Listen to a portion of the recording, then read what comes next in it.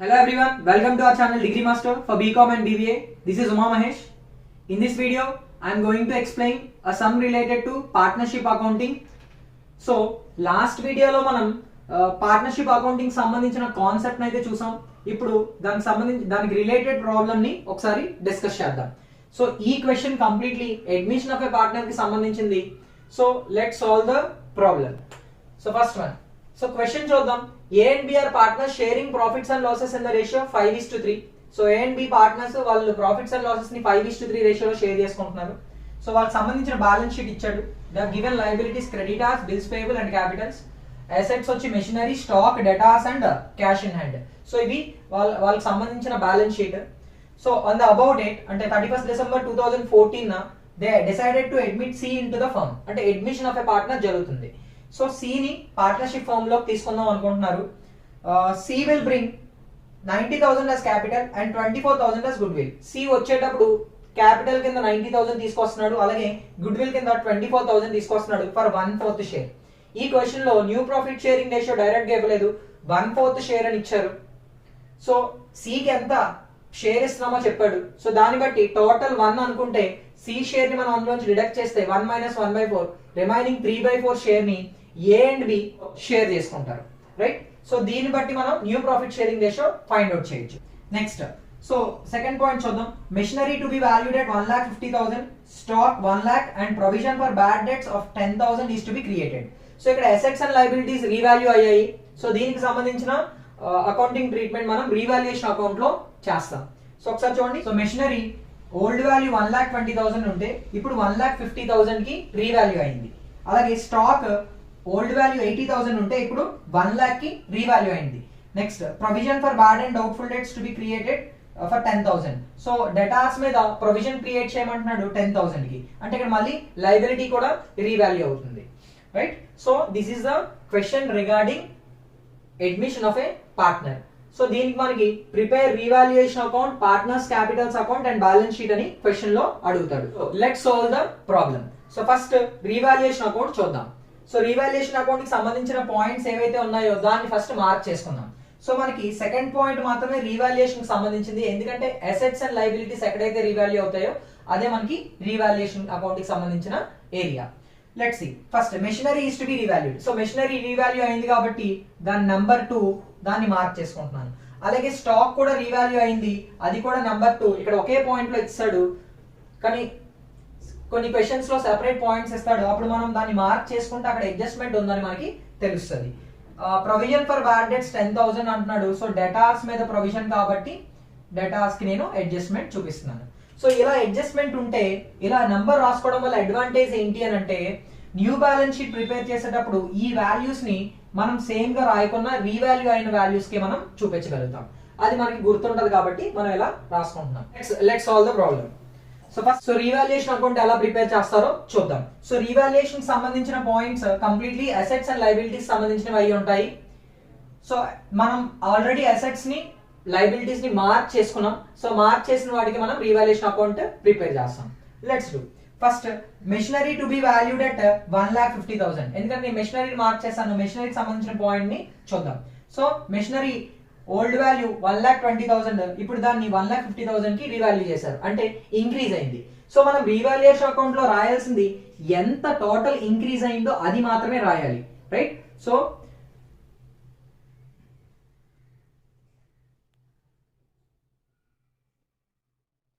ఇక్కడ revaluation account ఎలా prepare చేస్తారో చూద్దాం. సో రీవాల్యుయేషన్ అకౌంట్ కి సంబంధించిన పాయింట్స్ అసెట్స్ అండ్ లయబిలిటీస్ వాటిని అయితే నేను మార్క్ చేసుకోవడం జరిగింది. సో దానికి సంబంధించిన పాయింట్స్ చూద్దాం. So machinery to be valued at 1,50,000 అని అన్నాడు. సో ఓల్డ్ మెషినరీ 1,20,000, ఇప్పుడు 1,50,000 కి ఇంక్రీజ్ అయింది. సో ఎంత ఇంక్రీజ్ అయిందో ఆ వాల్యూ మాత్రమే మనం రాయాలి.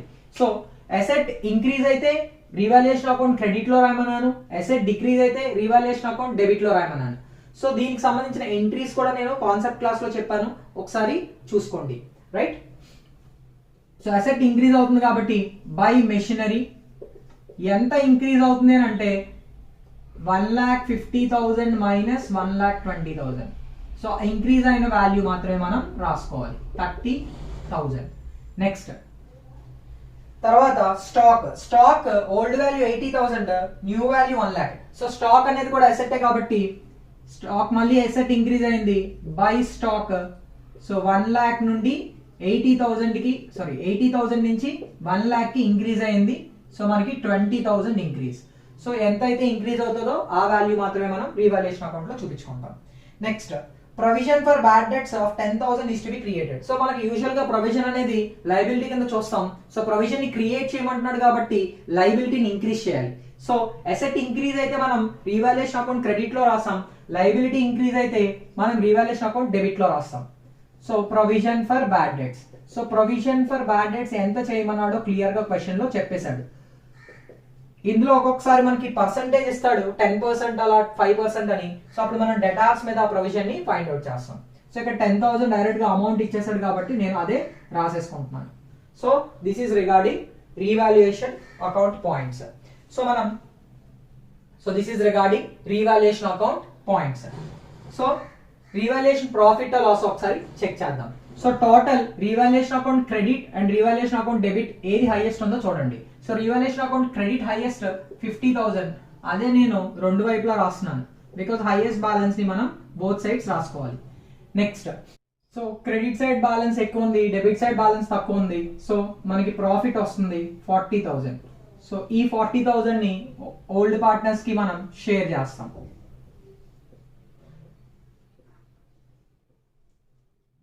5:3 is the old ratio. ఆ రేషియోలోనే మనం షేర్ చేస్తాం. So 40,000 into 5/8, 40,000 into 3/8. సో మనకు వచ్చేసి this is 25,000 and this is 15,000. So ఇది మనకి ప్రాఫిట్. సో ఈ ప్రాఫిట్ ని మనం పార్ట్నర్స్ క్యాపిటల్ అకౌంట్స్ కి షేర్ చేస్తాం. So let's solve partners capitals account. So this is the first part. So మనం రీవాల్యుయేషన్ అకౌంట్ చేస్తేనే రీవాల్యుయేషన్ ప్రాఫిట్ వస్తే మనం పార్ట్నర్స్ కి క్రెడిట్ చేస్తాం, రీవాల్యుయేషన్ లాస్ వస్తే పార్ట్నర్స్ క్యాపిటల్స్ అకౌంట్స్ కి డెబిట్ చేస్తాం. So let's move on to partners capitals account. So partners capitals account prepare చేసే ముందు కొన్ని రూల్స్ క్లియర్ గా చూసుకుందాం so that we can do any some. So first balance ని brought down చేసుకోవాలి. తర్వాత అక్యుములేటెడ్ ప్రాఫిట్స్ ఆర్ లాసెస్ ఉంటే అవి డిస్ట్రిబ్యూట్ చేసేయాలి. తర్వాత రీవాల్యుయేషన్ ప్రాఫిట్ ఆ లాస్ వస్తే దాన్ని డిస్ట్రిబ్యూట్ చేసేయాలి. తర్వాత గుడ్ విల్ ట్రీట్మెంట్ ఏదైతే ఉందో, గుడ్ విల్ కొత్త పార్ట్నర్ ఏమైనా తెస్తే దాన్ని కూడా మనం ఓల్డ్ పార్ట్నర్స్ కి షేర్ చేసేయాలి. సో లాస్ట్ లో కొత్త పార్ట్నర్ ఏదైనా క్యాపిటల్ తీసుకొస్తే ఆ క్యాపిటల్ ని పోస్ట్ చేయాలి. సో రిమైనింగ్ బ్యాలెన్స్ ఏదైతే ఉందో ఆ క్యాపిటల్ బ్యాలెన్సెస్ ని ఫైండ్ అవుట్ చేయాలి. So partners capitals account prepare చేసేటప్పుడు ఈ స్టెప్స్ ని మనం ఫాలో అవ్వాలి. So first as usual balance ని బ్రాడ్ డౌన్ చేయాలి. So opening balances A and B కి మాత్రమే ఉంటాయి, 1 lakh and 1,20,000. సి కొత్త పార్ట్నర్ కాబట్టి ఓపెనింగ్ బ్యాలెన్స్ ఉండదు. తర్వాత నేను చెప్పినట్టుగా రీవాల్యుయేషన్ తర్వాత అక్యుములేటెడ్ ప్రాఫిట్స్ ఆర్ లాసెస్ ఏమైనా ఉన్నాయో క్వశ్చన్ లో చూసుకోవాలి. సో క్వశ్చన్ లో నాకు ఎక్కడ అక్యుములేటెడ్ ప్రాఫిట్స్ కనపడలేదు, ఎందుకంటే జనరల్ రిజర్వ్ కానీ ప్రాఫిట్ అండ్ లాస్ అకౌంట్ కానీ నాకు ఎక్కడ కనపడలేదు. ఫర్ సపోజ్ జనరల్ రిజర్వ్ ఇస్తే జనరల్ రిజర్వ్ నేను ఓల్డ్ పార్ట్నర్స్ కి షేర్ చేసేస్తాను, దాచుకున్న డబ్బుల్ని ఓల్డ్ పార్ట్నర్స్ కి పనిచేయాలి. అలాగే ప్రాఫిట్ ఉంటే అంటే P&L మనకి లయబిలిటీస్ లో ఉంటుంది ప్రాఫిట్, P&L అదే అసెట్స్ లో ఉంటుంది లాస్ అయితే మనం డెబిట్ లో షేర్ చేస్తాం, ప్రాఫిట్ అయితే క్రెడిట్ లో షేర్ చేస్తాం, రైట్. నెక్స్ట్ సో అవి ఏమీ లేవు కాబట్టి నేను నెక్స్ట్ పాయింట్ రీవాల్యుయేషన్ అకౌంట్ కి వెళ్ళిపోతున్నాను. సో రీవాల్యుయేషన్ అకౌంట్ నాకు ప్రాఫిట్ వచ్చింది, సో అందుకు నేను ఇక్కడ షేర్ చేస్తున్నాను. సో రీవాల్యుయేషన్ ప్రాఫిట్ ఏ కి 25,000, బి కి 15,000. సో అవి పార్ట్నర్స్ కి ఇచ్చేయాలి. ఎందుకు సార్ క్రెడిట్ చేస్తున్నట్టు చిన్న లాజిక్ చూసుకోండి కావాలంటే. యూజువల్ గా ఏ కి ఫర్మ్ ఇవ్వాల్సిన క్యాపిటల్ 1 lakh, అంటే 1 lakh రూపీస్ ఫర్మ్ ఏ కి ఇవ్వాలి. అలాగే బి కి 1,20,000 వాడు పెట్టిన డబ్బులు వాడికి ఇచ్చేయాలి ఎప్పటికైనా. సో బిజినెస్ ఈ సపరేట్, ఓనర్ ఈ సపరేట్ కదా ఇక్కడ బిజినెస్ ఎంటిటీ కాన్సెప్ట్ ప్రకారంగా. సో ఇవి ఎందుకు ప్రిపేర్ చేశారో ఒకసారి చూద్దాం. సో రీవాల్యుయేషన్ అకౌంట్ ని మనం ప్రాఫిట్స్ ఏవైతే ఉన్నాయో వాటిని క్రెడిట్ చేసాం. సరే ఎందుకు సార్ ఇవి క్రెడిట్ చేసామనంటే యూజువల్ గా ఈ బ్యాలెన్సెస్ ఏవైతే ఉన్నాయో మనం క్రెడిట్ చేసేవన్నీ పార్ట్నర్ కి ఇవ్వాల్సిన డబ్బులు, అంటే ఫర్మ్ పార్ట్నర్ కి ఇవ్వాల్సిన డబ్బులు. సో అందుకే అది ఫర్మ్ కి liability.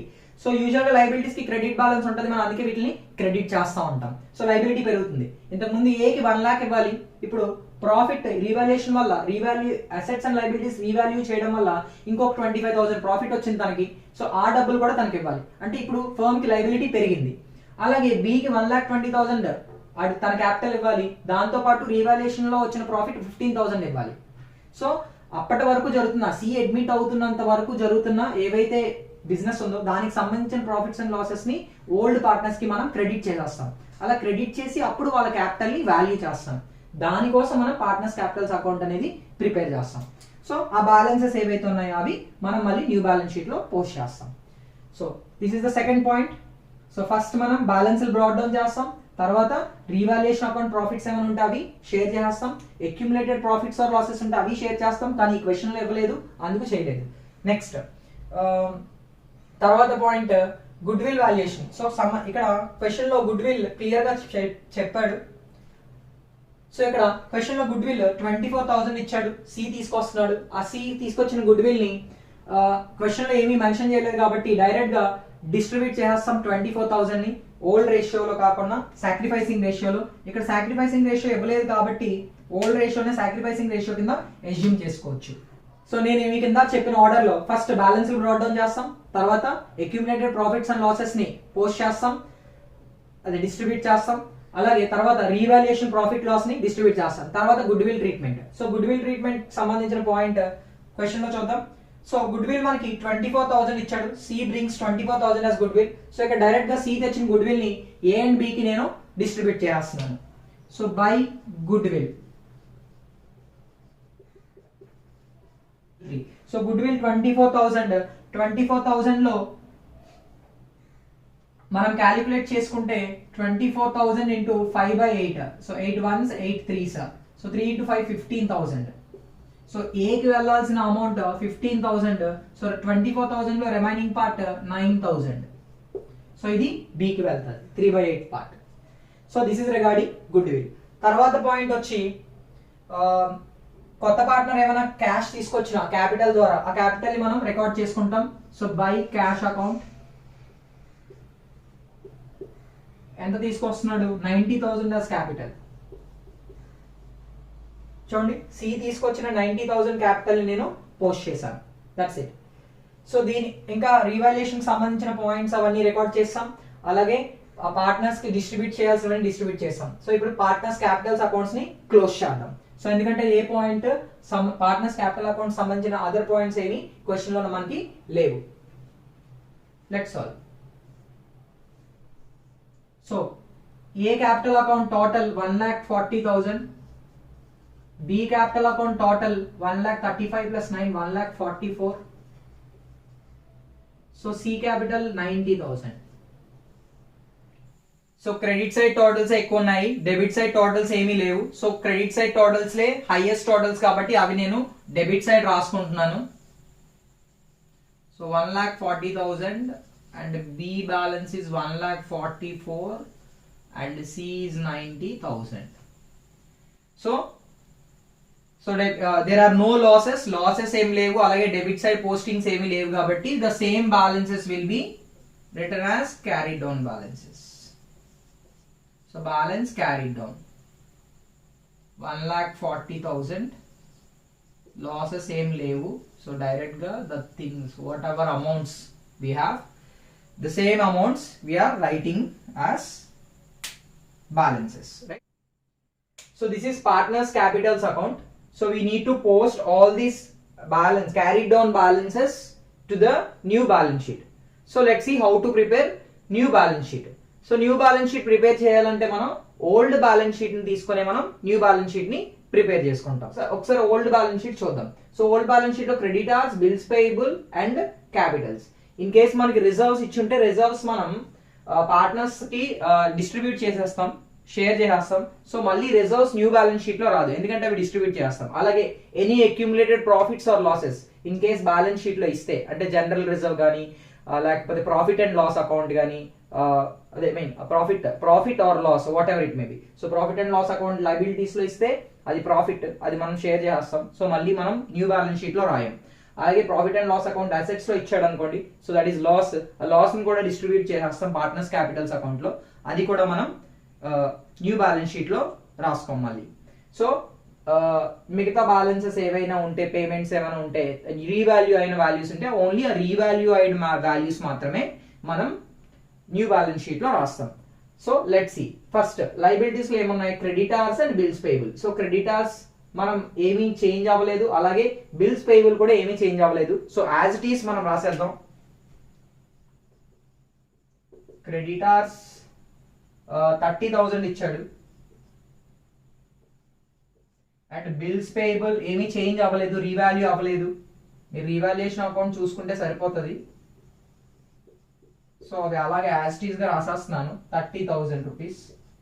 So creditors 30,000 and bills payable ఏమి రీవాల్యూ అవ్వలేదు కాబట్టి అవి అలాగే రాసుకుంటున్నాను. బట్ క్యాపిటల్స్ ఇవి old capitals. So A and B partners కింద ఉండేటప్పుడు వాళ్ళు తీసుకొచ్చిన క్యాపిటల్స్ అవి. సో ఇప్పుడు సిని అడ్మిట్ చేసుకోవడం వల్ల పార్ట్నర్స్ క్యాపిటల్స్ లో చేంజెస్ వచ్చాయి, అందుకే మనం పార్ట్నర్స్ క్యాపిటల్స్ అకౌంట్ ప్రిపేర్ చేసాం. So now the new capitals are A 1,40,000, B 1,44,000, C 90,000. So these are the capitals have to be written in new balance sheet. So Capitals new balance sheet లో మనం ఏవైతే carry down అయ్యాయో, ఏవైతే మనం carry down చేసామో, ఏవైతే మనం balances కింద చూపించుకున్నామో రిమైనింగ్ బ్యాలెన్సెస్ అవన్నీ న్యూ బ్యాలెన్స్ షీట్ లో. అందుకే మనం పార్ట్నర్స్ క్యాపిటల్స్ అకౌంట్ ప్రిపేర్ చేస్తాం. చూడండి రీవాల్యుయేషన్ అకౌంట్ వచ్చి మనకి రీవాల్యుయేషన్ ప్రాఫిట్ లాస్ నా షేర్ చేయాలి కాబట్టి రీవాల్యుయేషన్ అకౌంట్ ప్రిపేర్ చేసాం. పార్ట్నర్స్ క్యాపిటల్స్ అకౌంట్ అసలు క్యాపిటల్ బ్యాలెన్సెస్ ఒక కొత్త పార్ట్నర్ రావడం వల్ల క్యాపిటల్ బ్యాలెన్సెస్ లో ఎలాంటి చేంజెస్ వచ్చినాయి, సో ప్రెసెంట్ క్యాపిటల్స్ ఎంత ఉన్నాయి అనేది మనకి పార్ట్నర్స్ క్యాపిటల్స్ ద్వారా మనకి తెలుస్తుంది. So that is why we prepare partners capitals account. So ఈ పార్ట్నర్స్ క్యాపిటల్స్ ని మనం అక్కడ పోస్ట్ చేస్తాం. So A capital, B capital, C capital ముగ్గురు వచ్చారు కదండి. ఇప్పుడు న్యూ బ్యాలెన్స్ షీట్ ప్రకారంగా new 3 partners total. So A capital 1,40,000, B capital 1,44,000.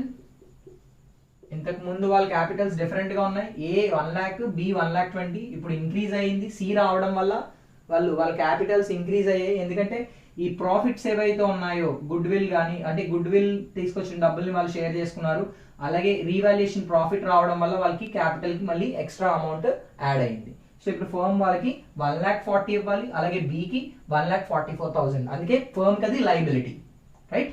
సికి 90,000. సి తెచ్చిన డబ్బులు ఫర్మ్ కి లైబిలిటీ కదండి, capital. So that is what regarding Capitals total. So this is 2,00,000, 2,84,000, 2,00,000, 3,74,000. So total liabilities 30, 60, 60 plus 3,60,000, 4,34,000, 74 plus 60, right?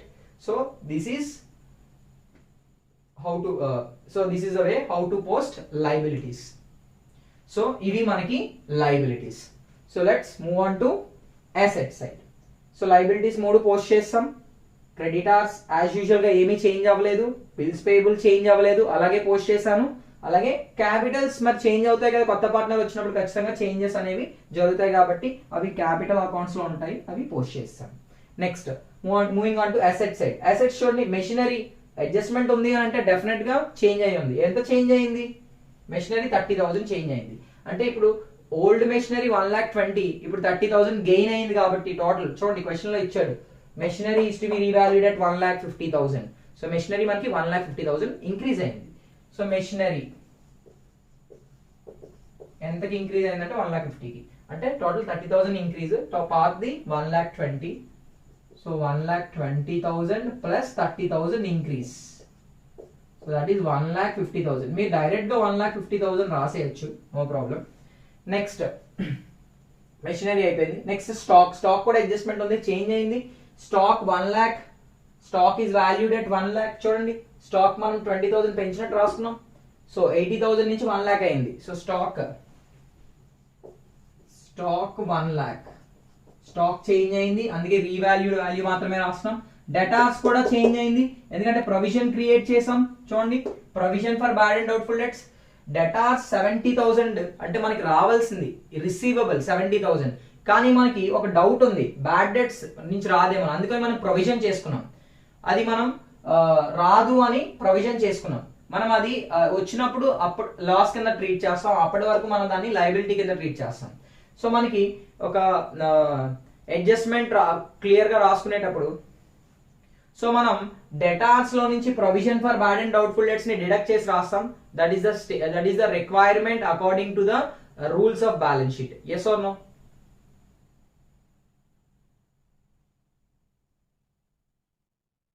So next one debtors. So ఒకసారి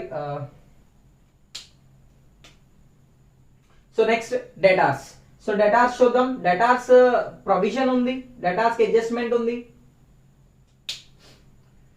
so next one debtors. So debtors కి adjustment ఉంది అంటే number 2 ఏంటి adjustment చూడండి ఒకసారి. Provision for bad debts of ₹10,000 is to be created. Provision create చేయమంటున్నాడు అంటే meaning actual గా మనకి డేటా 70,000 రావాలి, కానీ ఇంకొక 10,000 రాదేమో భయంతో ప్రొవిజన్ క్రియేట్ చేసుకుంటున్నాం. ఫ్యూచర్ లో వాళ్ళ వల్ల లాస్ వస్తుందేమో అని భయంతో మనం ఏం చేస్తున్నాం అంటే ప్రొవిజన్ క్రియేట్ చేసుకుంటున్నాం. అంటే మన డేటాస్ ఇంకా 10,000 రాదు అని ముందుగానే మనం రాసుకోవాలి కదా.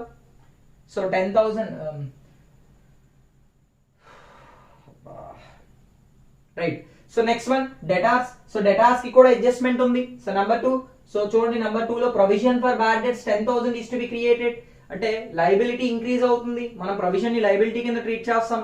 సో లయబిలిటీ పెరుగుతుంది అంటే మీనింగ్ ఇక్కడ యాక్చువల్ గా డెటార్స్ 70,000 మనకి రావాల్సింది, బట్ ఒక 10,000 రూపీస్ రాదు అని మనం ప్రొవిజన్ క్రియేట్ చేసుకుంటున్నాం. అది వచ్చినప్పుడు మనం డిడక్ట్ చేస్తాం బ్యాడ్ డెట్ కింద, బట్ అప్పటి వరకు మనం దాన్ని ఒక ప్రొవిజన్ కింద క్రియేట్ చేసుకొని లయబిలిటీ కింద చూపించుకుంటాం. బట్ మనం బ్యాలెన్స్ షీట్ లో చూపించేటప్పుడు డెటార్స్ లో నుంచి this is the requirement. Debtors 70,000 అయితే సో ఇది మీకు ఫైనల్ అకౌంట్స్ లో క్లియర్ గా ఫస్ట్ ఇయర్ లో నేర్చుకుంటారు. Why we should post provision for bad debts in assets అని, రైట్. సో డెటార్స్ లో నుంచి మనం డిడక్ట్ చేసి రాసుకుంటాం. So that is 60,000. Hope it is clear. So ఇవి మనకి డెటార్స్ సంబంధించిన పాయింట్. సో డెటార్స్ 70,000 రావాలి, బట్ మనకు ఒక 10,000 రాదేమని ఒక ప్రొవిజన్ చేసుకుంటున్నాం. అందుకు మనకి ఇప్పుడు వచ్చే డెటార్స్ ఎంత అంటే 60,000, right. Next cash in hand చూద్దాం. క్యాష్ ఇన్ హ్యాండ్ ఖచ్చితంగా సార్ ఇక్కడ ఎక్కడ క్వశ్చన్ లో చెప్పలేదు కదా అని అంటే, నన్ను ఒక కొత్త పార్ట్నర్ 90,000 రూపీస్ క్యాపిటల్ తెస్తున్నాడు, అలాగే గుడ్ విల్ 24,000 తెస్తున్నాడు. సో డెఫినెట్ గా క్యాష్ ఎఫెక్ట్ అవుతుంది. Cash in hand. So cash in hand old cash వచ్చి మనకి 10,000 ఓల్డ్ బ్యాలెన్స్ షీట్ లో, అలాగే కొత్త పార్ట్నర్ 90,000 రూపీస్ తీసుకొస్తున్నాడు ప్లస్ క్యాపిటల్ కింద, అలాగే 24,000 గుడ్ విల్ తీసుకొస్తున్నాడు క్యాష్ లో. So total 1,24,000, right. So this is your cash. So total చూద్దాం. 2,50,000, 3,10,000, 4,34,000. Hope your balance sheet is tallied. So balance sheet prepare చేసేటప్పుడు జాగ్రత్తగా చూసుకోవాల్సిన పాయింట్స్ చూడండి. ఓల్డ్ బ్యాలెన్స్ షీట్ తీసుకుని న్యూ బ్యాలెన్స్ షీట్ ప్రిపేర్ చేస్తాం. కొత్తగా మనం ఏం చేయాల్సిన లేదు, ఒక చిన్న చిన్న చేంజెస్ చేయడం తప్ప.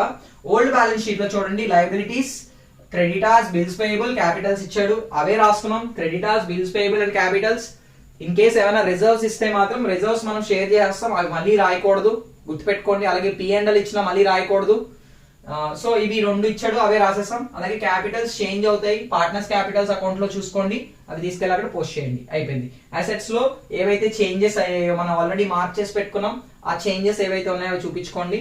Next cash in hand definite గా చేంజ్ అవుతుంది, ఎందుకంటే కొత్త పార్ట్నర్ క్యాపిటల్ తీసుకొస్తాడు, అలాగే గుడ్ విల్ ఏమైనా క్యాష్ లో తీసుకొస్తే డెఫినెట్ గా మనం చేంజ్ చేసి చూపించాలి క్యాష్. సో టోటల్ ఒకసారి చూసుకోండి. అండ్ ఎగ్జామ్ లో చేసేటప్పుడు ఇన్ కేస్ మీకు ఏమైనా టాలీ అవ్వకపోతే లయబిలిటీస్ జాగ్రత్తగా చూసుకొని మిగతా బ్యాలెన్సెస్ అడ్జస్ట్ చేసుకోండి. So this is how we have to solve a some regarding admission of a partner. So ఇందులో ఇంకా కొన్ని అడ్జస్ట్మెంట్స్ ఉంటాయి, అవి ఫర్దర్ గా చూద్దాం. So if you like this video, please share to your friends and subscribe to our channel. Thank you very much. జై హింద్.